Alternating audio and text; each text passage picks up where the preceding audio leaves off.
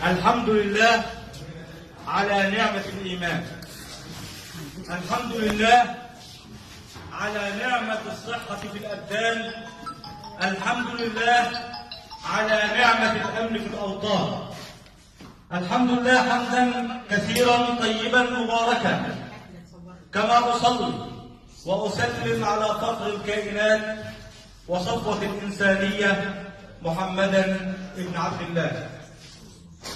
أهلا وسهلا ومرحبا بكم أصحاب الكلمة، ملوك الحرف والإبداع، عمالقة الشعر والأدب.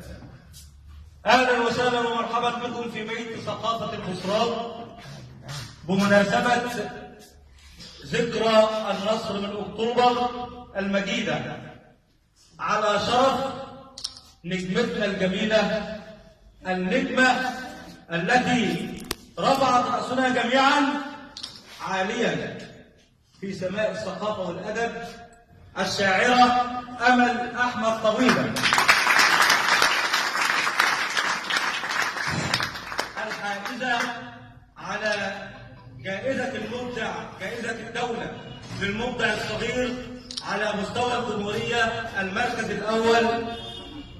أمل أحمد طويلة هذه الفتاة الجميلة الرقيقة اللي بدأت رحلتها من بيت ثقافة البصرات، طبعا شرف كبير إن هي ترفع رايتنا وترفع راسنا لفوق وتحصل على جائزة على مستوى الجمهورية في الشعر. بنحييها إن شاء الله زي ما توقعت لك يا بنتي، وقلت أول ما جيت أول لقاء هنا، أول أخويا وحبيبي الراجل الخلوق الأستاذ أحمد طويلة قال لي أنا عاوزك تسمع بنتي، وبالفعل سمعتها. وقلت لك إيه يا أحمد؟ قلت لك بنتك دي موهبة من عند ربنا سبحانه وتعالى، حافظ عليها.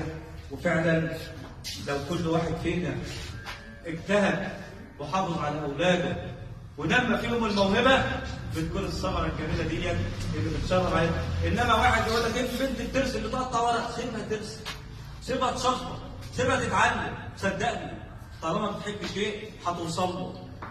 ومع خير بداية وتلاوة القرآن الكريم عادة، عبادة وليست عادة، نتقرب بها إلى الله سبحانه